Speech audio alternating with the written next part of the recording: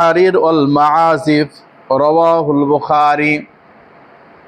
প্রশংসা একমাত্র মহান রব্বুল আলামিনের জন্য, যার অশেষ মেহেরবানিতে আজকে আমরা জুমার মসজিদে উপস্থিত হতে পেরেছি।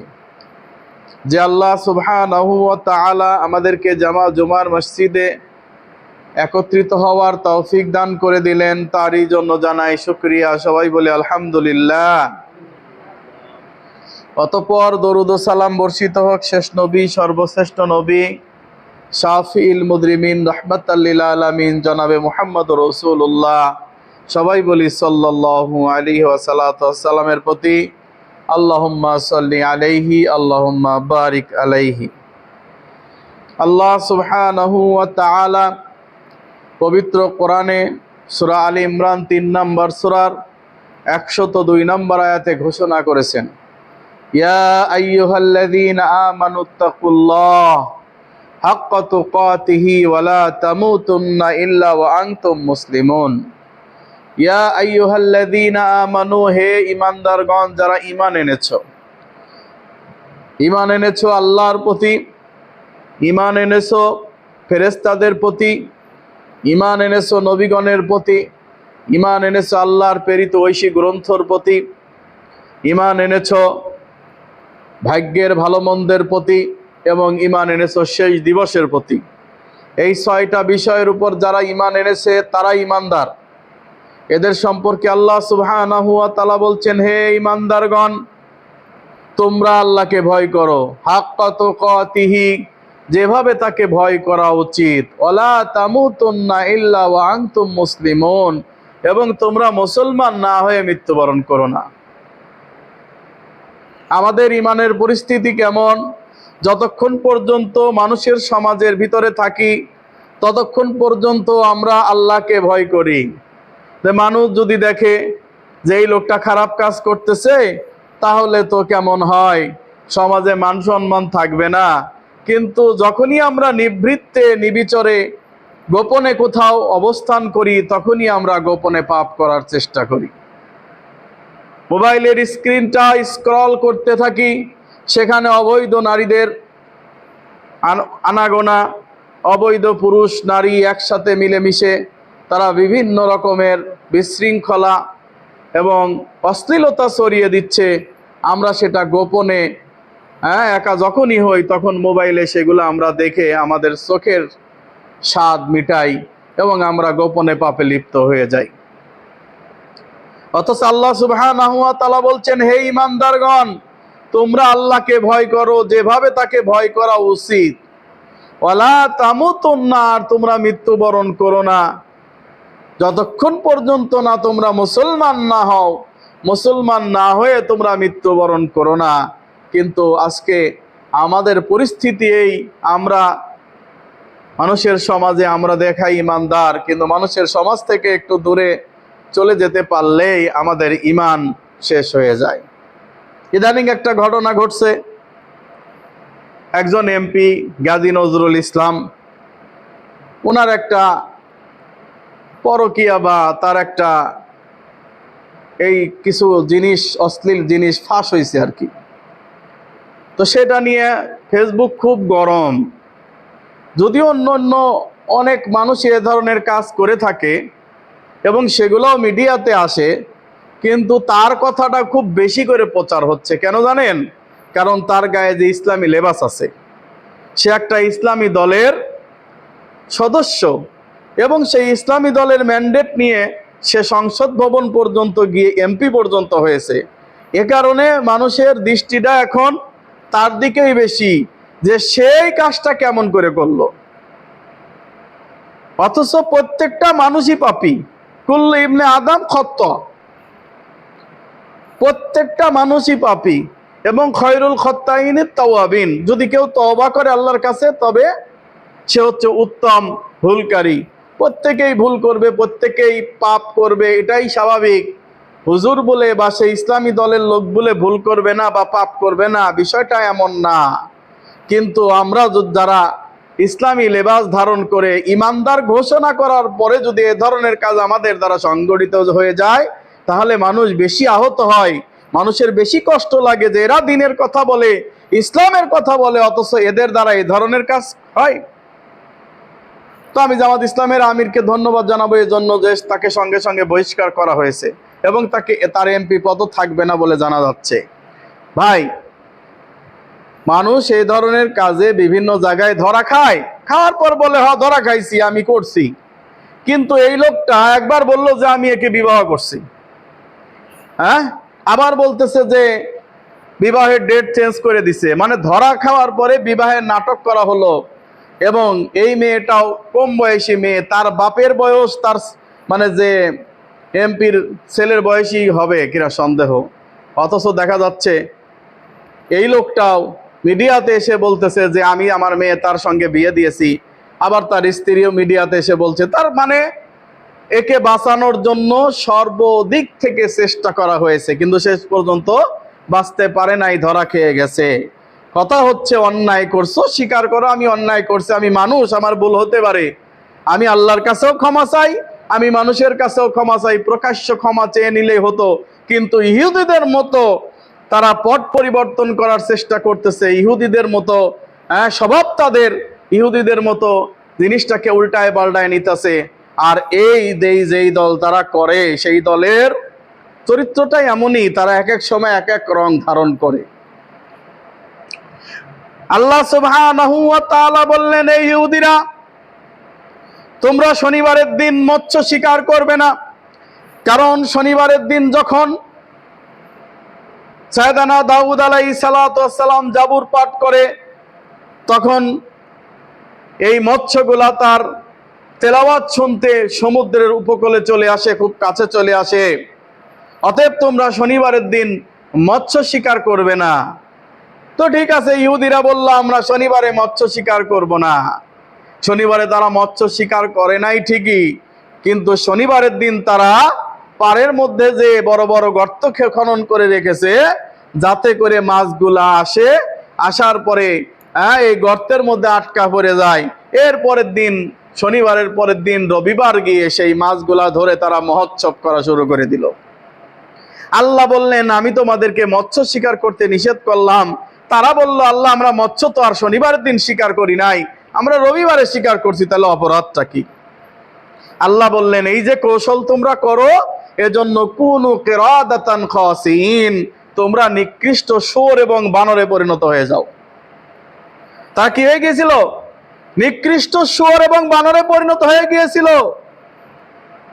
আল্লাহ সুবহানাহু ওয়া তাআলা তাদের বৃদ্ধদেরকে সবগুলাকে শুয়োরে পরিণত করেছিলেন, এবং যারা যুবক ছিল তারা বানরে পরিণত হয়ে গিয়েছিল। কিছুদিন পর সেখানে তারা মৃত্যুবরণ করেছিল, আল্লাহ তাদেরকে নগদ শাস্তি দিয়েছিলেন। এখন আপনারা বলতে পারেন আমরাও তো এরকম কাজ করি, আমাদের মধ্যেও তো মানুষ এরকম কৌশল করে, কই আমাদের তো এরকম শাস্তি আল্লাহ দেন না।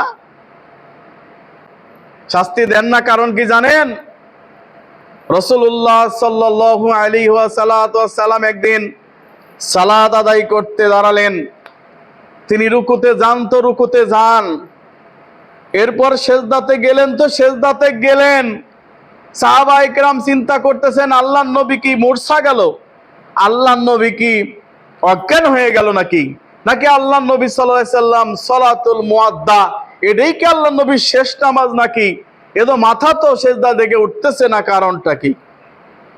আল্লাহর নবী সাল্লাল্লাহু আলাইহি সাল্লাম তুলু সালাত, দীর্ঘ রুকু সেজদা দিয়ে দীর্ঘ সালাত আদায় করলেন।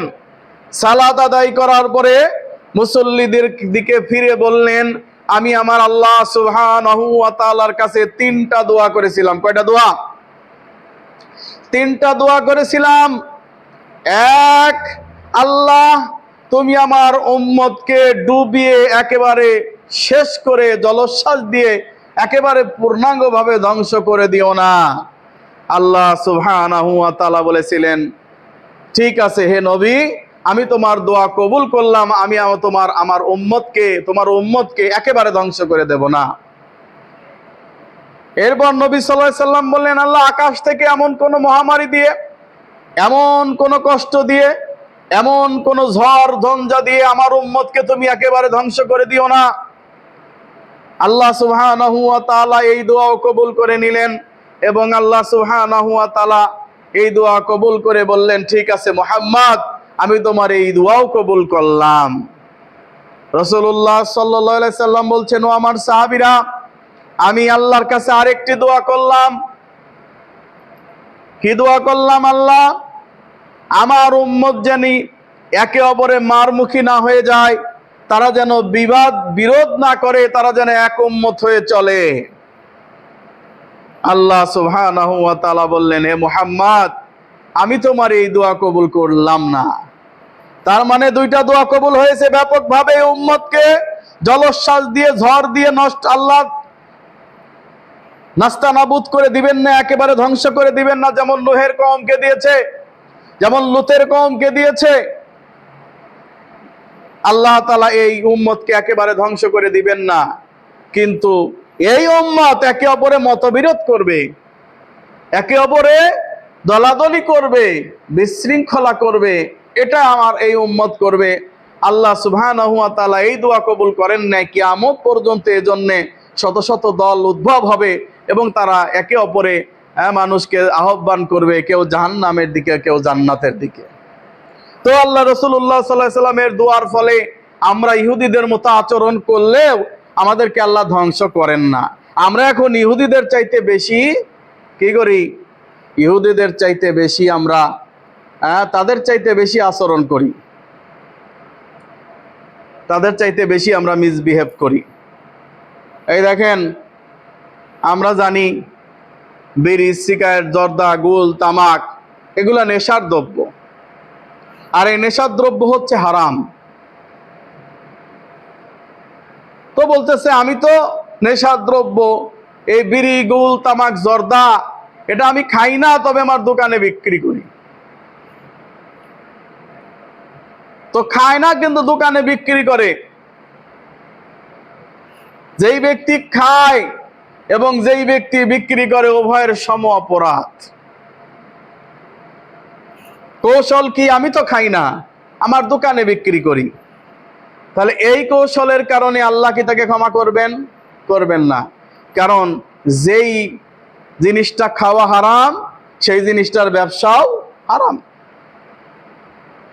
আল্লাহ বললেন, হে আদম, কুলনা ইয়া আদম উসকুন আনতা ওয়া যাওজুকাল জান্নাতা ওয়া কুলা মিনহা রাগাদান হাইথু শি'তুমা ওয়া লা তাকরাবা হাযিহিশ শাজারাতা ফাতাকুনা মিনাজ জালিমিন।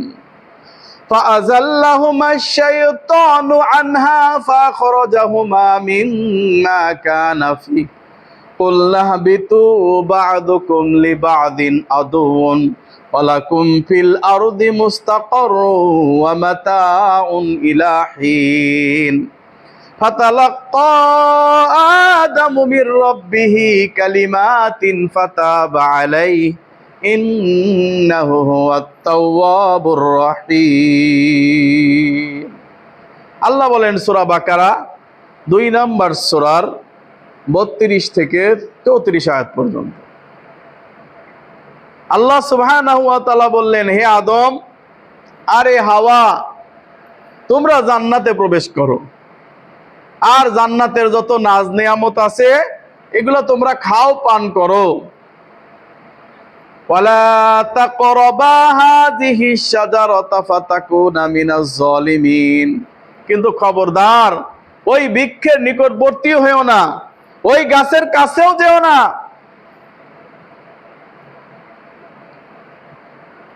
যদি তুমি ওই গাছের নিকটবর্তী হও, ওই গাছের কাছে যাও, ফাতাকুনা মিনাজ জালিমিন, তাহলে তুমি জালেম বলে পরিগণিত হবে।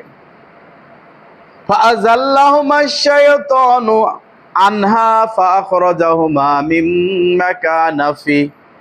কিন্তু শয়তান তাদেরকে ওয়াসওয়াসা দিল, পদস্খলিত করলো, আর এই পদস্খলনের কারণে তারা সেই বৃক্ষের ফল আস্বাদন করলো।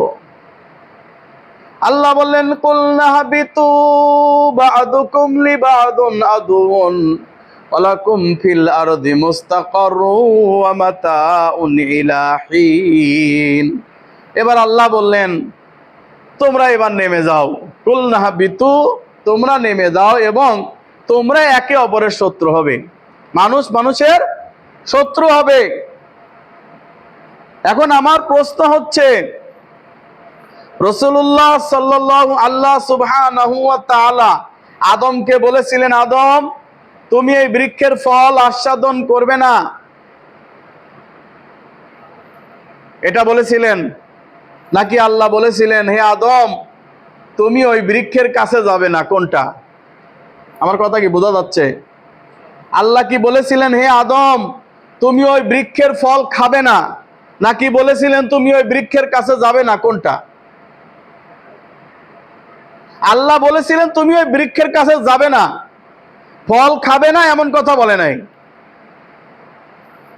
আল্লাহ তাআলা বলতেছেন তুমি ওই বৃক্ষের কাছে যাবে না, হাযিহি শাজারাতা ফাতাকুনা মিনাজ জালিমিন, তুমি যদি ওই বৃক্ষের কাছে যাও তাহলে জালেম হয়ে যাবে।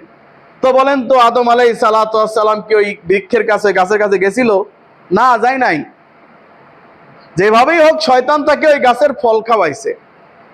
তো এখন আল্লাহ তাআলা গাছের কাছে যেতে নিষেধ করেছেন, ফল তো খেতে নিষেধ করে নাই, তাহলে কেন আদমকে আল্লাহ নিচে নামায় দিলেন?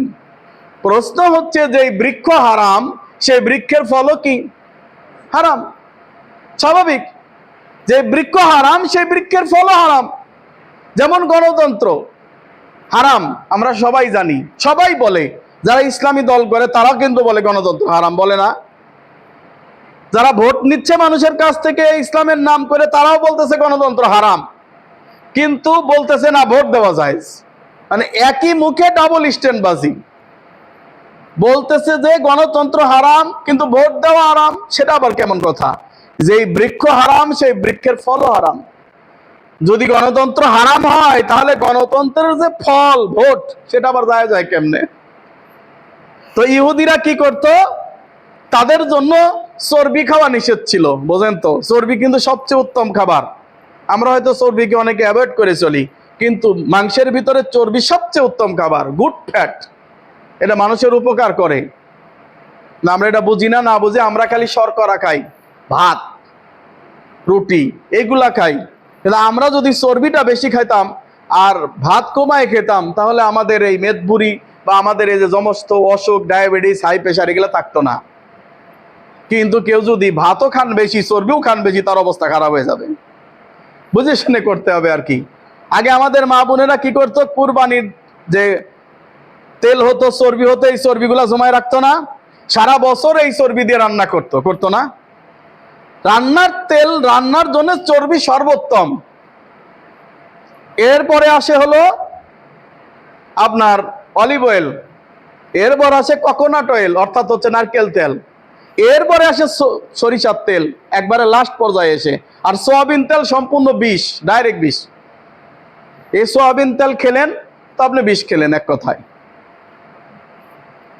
তা আমরা সেইগুলাকে ফেলে দিচ্ছি, চর্বিগুলা না খেয়ে আমরা ফেলে দিচ্ছি, অথচ চর্বি আমাদের জন্য জরুরি, প্রয়োজন। তো আল্লাহ সুবহানাহু ওয়া তাআলা ইহুদিদেরকে চর্বি নিষেধ করলেন তাদের শাস্তি স্বরূপ। বললেন, ইহুদিরা তোমরা চর্বি খেতে পারবে না, গোস্ত খাবে, হাড় খাবে, মাংস খাবে, সব খাবে, কিন্তু তোমরা চর্বি খেতে পারবে না। ইহুদিদেরকে নিষেধ করার পর ইহুদিরা বললো, আমাদেরকে তো আল্লাহ চর্বি খেতে নিষেধ করেছেন, কিন্তু এটা গলিয়ে বিক্রি করতে তো নিষেধ করেন নাই। দেখেন কেমন বাটফার। হ্যাঁ, আমাদেরকে আল্লাহ চর্বি খেতে নিষেধ করেছেন, কিন্তু চর্বি গলিয়ে বিক্রি করতে তো নিষেধ করেন নাই। আল্লাহ তাআলা বললেন, এই ইহুদিরা তোমরা শনিবারের দিন মৎস্য শিকার করো না। বলছে আচ্ছা ঠিক আছে, শনিবারে করবো না। শনিবারের দিন মাছরা দাউদ আলাইহিস সালামের জাবুর শুনতে আসতেন। জাবুর, দাউদ আলাইহিস সালামের কণ্ঠ সবচেয়ে পৃথিবীর সুর, সর্বশ্রেষ্ঠ সুর তার ছিল, যে পক্ষী পানিরাও তার এই সুর শুনতে আসতো, তার এই জাবুর তেলাওয়াত শুনতে আসতো। তো শনিবারের দিন তারা মাছ শিকার করে নাই, বড় বড় গর্ত খনন করে রেখেছে। শনিবারের দিন মাছ যখন এসে গর্তের মধ্যে পড়ে গেছে, জোয়ার ভাটাতে পানি চলে গেছে, মাছগুলো এখানে রয়ে গেছে, ওরা মজা করে রবিবারের দিন মাছ ধরে ধরে খায়। এইরকম কৌশল অবলম্বন করার কারণে আল্লাহ বললেন, ওয়াকুনু কিরাদাতান খাসিইন, তোমরা নিকৃষ্ট শুয়োর এবং বানরে পরিণত হয়ে যাও। তারা কি হয়ে গেছিল? আল্লাহ শাস্তি দেন নাই তাদেরকে, শুয়োর এবং বানরে পরিণত করে দিয়েছিলেন আল্লাহ। তারা এই কৌশল করার কারণে, ইসলাম নিয়ে হাসি মজা করার কারণে, শরীয়তের বিধানকে নিয়ে তুচ্ছ তাচ্ছিল্য করার কারণে আল্লাহ তাদেরকে শুয়োর বানরে পরিণত করেছিলেন। ঠিক আজকের এই যুগেও আল্লাহ তাআলা কিছু মানুষকে শুয়োর বানরে পরিণত করবেন। দলিল সহিহ বুখারীর হাদিস। রাসূলুল্লাহ সাল্লাল্লাহু আলাইহি ওয়াসাল্লাম বলছেন, লা ইয়াকুনুন্না উম্মতি আকওয়াম,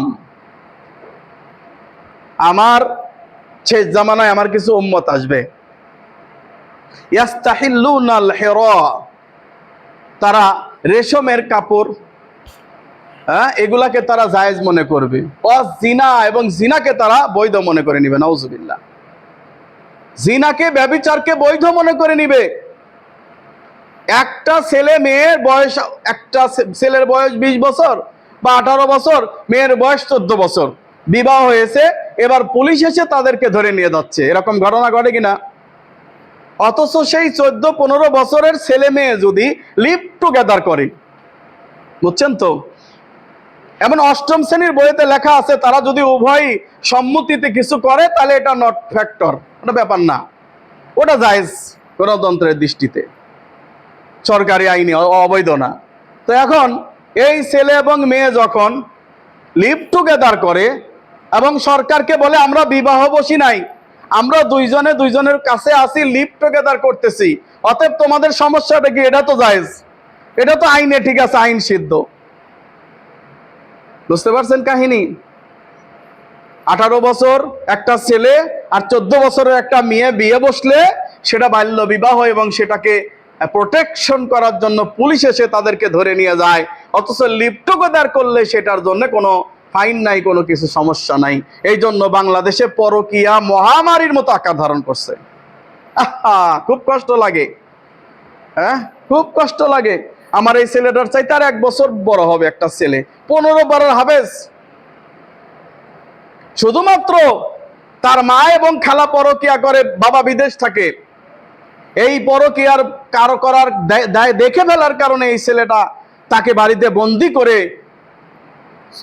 আপনার 2 থেকে 3 বছর বাড়ির মধ্যে বন্দি করে রেখেছে, এবং মা হয়ে তাকে যে শাস্তি প্রদান করেছে, তাকে বিভিন্ন রকম মার ধর এবং আগুনের সেক দিয়েছেন। নিজের মায়ের পেটের সন্তানকে এইভাবে কেউ অত্যাচার করতে পারে, এটা চিন্তাই করা যায় না। আইয়ামে জাহিলিয়া যুগকে হার মানিয়ে ফেলেছে। তো ইসলাম বিধান দিয়েছে তোমরা বিবাহ করো, হে যুবক তোমরা বিবাহ করো। আল্লাহ বলছেন তোমরা বিবাহ করো, আমি তোমাকে ধনী করে দেব। ধনী করার দায়িত্ব কার? আল্লাহ বলছেন আমি তোমাকে ধনী করে দেব। আল্লাহ বলছেন, আল্লাহর এই কথা বিশ্বাস হয় না, বিশ্বাস হয় আমার অন্য মানুষের কথা। আল্লাহর কথা যদি আমি বিশ্বাস করতাম তাহলে অবশ্যই আল্লাহর উপর ভরসা করে আমি বিবাহ করে ফেলতাম। আমাদের পড়াশোনার সিস্টেমই গন্ডগোল।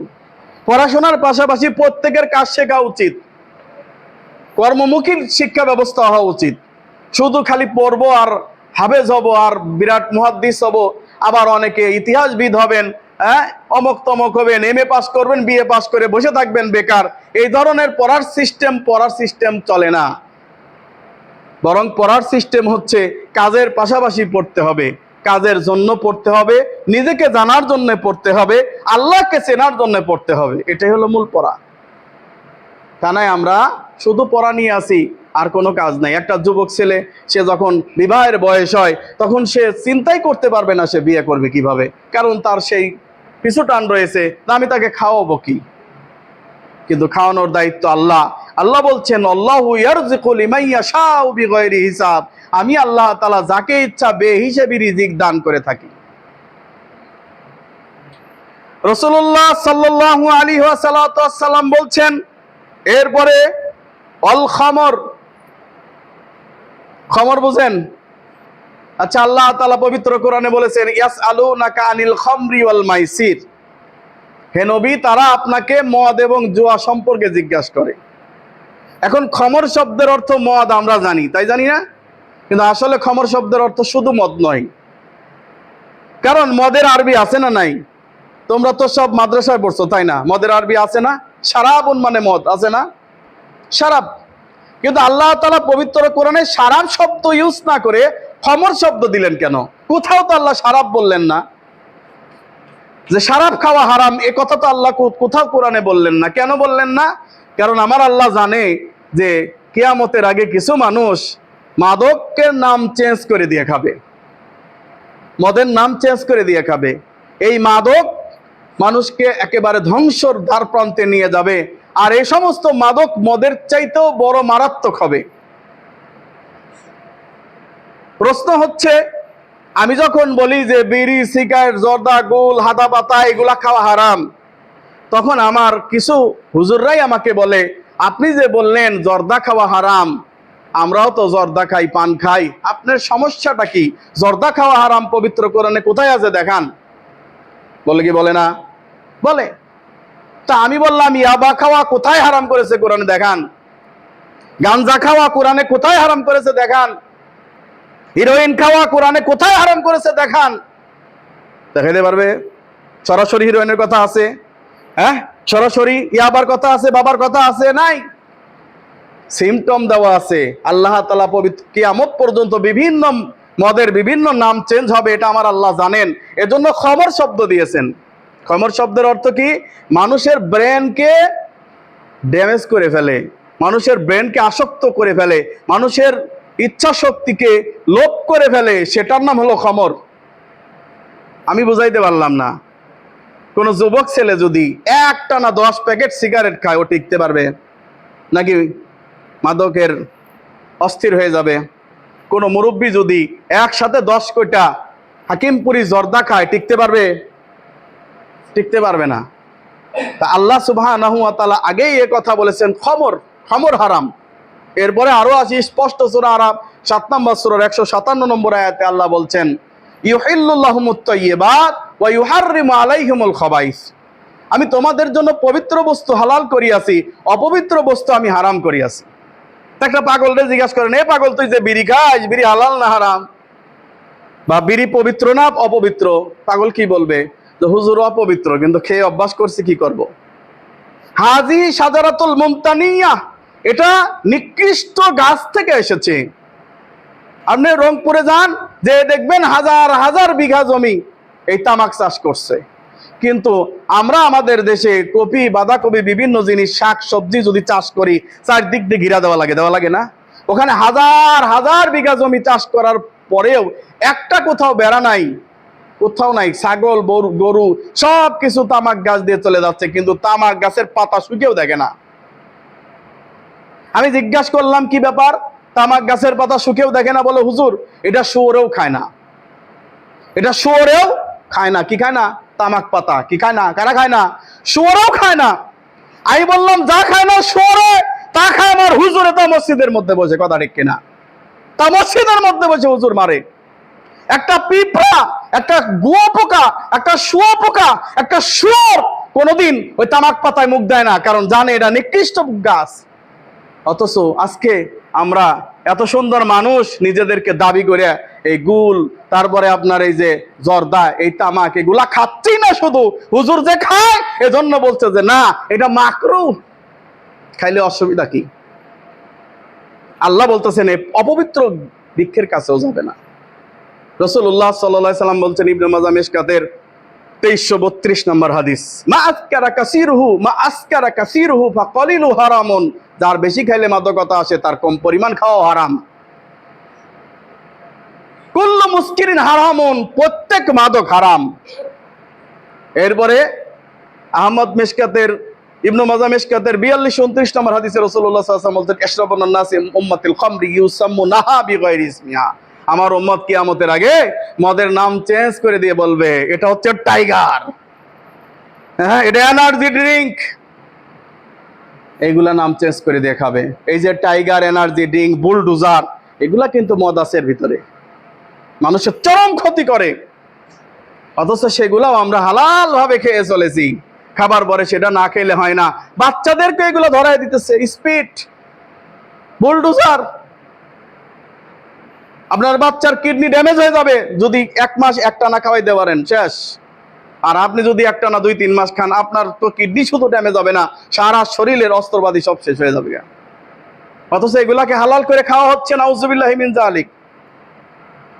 এরপর রাসূলুল্লাহ সাল্লাল্লাহু আলাইহি সাল্লাম বলছেন, আল মাআজিফ, ঢোল, তবলা, গান বাজনাকে আমার উম্মত জায়েজ করে নিবে, কিয়ামতের আগে জায়েজ করে নিবে। আমরা সাধারণত বাজনা, যারা হুজুর তারা বাজনা দিয়ে গান শুনি না, কিন্তু আমরা গজল শুনি কিনা, নাশিদ শুনি কিনা। নাশিদের ভিতরে সলো পয়জঙের ভিতরে, এর ভিতরে যে আপনার মিউজিক দেওয়া আছে, আপনি বুঝেন? রাগ করতেছেন? বুঝেন? নাশিদের মধ্যে আছে না, ওঠে নামে মিউজিক ঢুকানো আছে, কৌশলে মিউজিক ঢুকানো আছে, তার ভিতরে কৌশলে মিউজিক ঢুকানো আছে, আপনি ঠিক পাচ্ছেন না। অথচ আমাদেরকে সেই মিউজিক যেটা হারাম সেটা আমাদেরকে শোনানো হচ্ছে। একটি হাদিস বলে শেষ করে দেব। রাসূলুল্লাহ সাল্লাল্লাহু আলাইহি সাল্লাম বলছেন যে দেখো, কিছু লোক দুই পাহাড়ের মাঝখানে বসবাস করবে। জাবালাইন, দুই পাহাড়ের মাঝখানে একটা এলাকা, বিশাল এলাকা, কিয়ামতের আগে। তো এই বিশাল এলাকায় অন্য দেশ থেকে একজন ফকির এসে ওই এলাকার ভিতরে প্রবেশ করে বলবে, ভাই আমি অমুক দেশ থেকে আসছি, অনেক দূর থেকে আসছি, আমি আপনাদের কাছে একটু সাহায্য সহযোগিতা চাই, আপনারা যদি আমাকে একটু সাহায্য সহযোগিতা করে বাধিত করেন। তখন ওই লোকগুলা বলবে যে আচ্ছা ঠিক আছে ভাই, আজকে তো আমাদের একটা অকেশন আছে, একটা অনুষ্ঠান চলবে, আপনি আজকে চলে যান, আগামীকালকে সকালে আসবেন, আমরা আপনাকে সহযোগিতা করব। আচ্ছা, যে কথা বলতেছি এটা কি ঘটনা ঘটছে নাকি ঘটবে? ঘটবে আগামীতে। আগে ঘটেছে, একজন শুয়োর বানর বানায় দিছিল আল্লাহ ইহুদিদেরকে, পরবর্তীতে আবার আসতেছে, কিয়ামতের আগে এই ঘটনা ঘটবে। আল্লাহর নবী বলছেন আমি দেখি নাই, কিন্তু এটা কিয়ামতের আগে ঘটবে। কি ঘটবে? এই লোকটা পরের দিন যাবে সেখানে, সেদিন রাতে তারা প্রচুর মাদক পান করবে এবং সারা রাত গান বাজনার মধ্যে ডিজে পার্টি নিয়ে থাকবে। এমন ডিজে গান, যেই গানের চোটে, যেই বাজনার চোটে মাটি কাঁপে। হ্যাঁ, বাজনার চোটে মাটি কাঁপে না? আমার এখান থেকে নিয়ে যান, আপনার মাটি শুদ্ধা কাঁপবে। ডিজে পার্টি, এই ডিজে সারাদিন রাত ভরে পার্টি করেছে। আমাদের দেশে বিবাহ অনুষ্ঠান হয়, বিভিন্ন অনুষ্ঠানে সব গান বাজনা হয় কিনা? হয়। সামাজিকভাবে এগুলাকে বয়কট করতে হবে, যদি তা না করেন তাহলে আমাদের পরিস্থিতি খারাপ আছে। সারা রাত ভরে ডিজে পার্টি করেছে, মাদক নিয়ে চুর হয়ে থেকেছে। পরের দিন সকালবেলা যখন এই ফকির লোকটা ওই এলাকার মধ্যে প্রবেশ করেছে, ওই এলাকায় আর কোনো মানুষ খুঁজে পায় না, সব শুয়োর এবং বানরে পরিণত হয়ে গেছে। সব শুয়োর এবং বানরে পরিণত হয়ে গেছে। সব শুয়োর এবং বানরে পরিণত হয়ে গেছে। বৃদ্ধগুলো সব শুয়োরে পরিণত হয়ে গেছে, যুবকগুলো সব বানরে পরিণত হয়ে গেছে। বলবেন যুবকগুলা সেদিন মাদক পান করেছিল, সারা রাত ভরে গান বাজনা শুনেছিল, কই বৃদ্ধগুলা তো কিছু করে নাই, তারা তো ঘুমাইছে, তারা কেন শুয়োরে পরিণত হলো আর এরা কেন বানরে পরিণত হলো? কারণ এই বৃদ্ধগুলা নিষেধ করে নাই যে বাবা তোমরা এই ধরনের ডিজে পার্টি করো না, এই মাদক নিয়ে পড়ে থেকো না। নিষেধ না করার কারণে তাদেরকে শুয়োর বানিয়ে দেওয়া হয়েছে, দেওয়া হবে। কিয়ামতের আগেই ঘটনা ঘটবে। অতএব সেখান থেকে আমাদেরকে সাবধান হতে হবে, নইলে পরিস্থিতি বড় ভয়ানক হয়ে যাবে। এজন্য আল্লাহ বলছেন, ইয়া আইয়ুহাল্লাযীনা আমানুত্তাকুল্লাহা হাক্কা তুকাতিহি ওয়া লা তামুতুন্না ইল্লা ওয়া আনতুম মুসলিমুন। হে ঈমানদারগণ, তোমরা আল্লাহকে যথাযথ ভয় করো, যেভাবে তাকে ভয় করা উচিত। ওয়ালা তামুতুন্না ইল্লা ওয়া আনতুম মুসলিমুন, আর মুসলমান না হয়ে তুমি মৃত্যুবরণ করো না। ঈমানদারকেই আল্লাহ বলছেন তোমরা মুসলমান না হয়ে মৃত্যুবরণ করো না, কারণ আমরা দাবিতে ঈমানদার, কাজে ঈমানদার নই। এজন্য সাবধান হতে হবে, আমাদেরকে সত্যিকার ঈমান এবং আমলে পরিপূর্ণ হতে হবে। আল্লাহ সুবহানাহু ওয়া তাআলা আমাদেরকে তৌফিক দান করুন। আল্লাহুম্মা আমিন।